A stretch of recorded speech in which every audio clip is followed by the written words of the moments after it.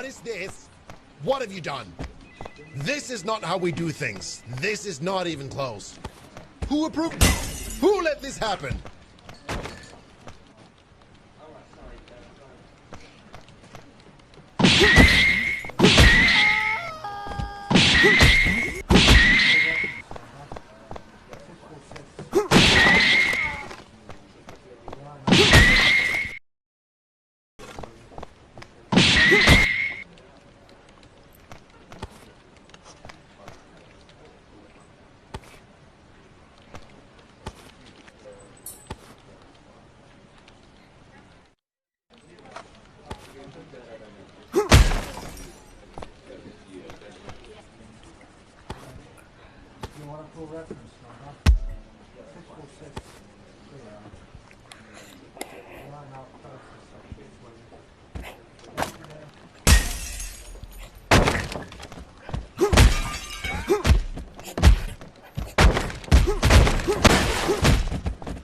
Wait, are you on?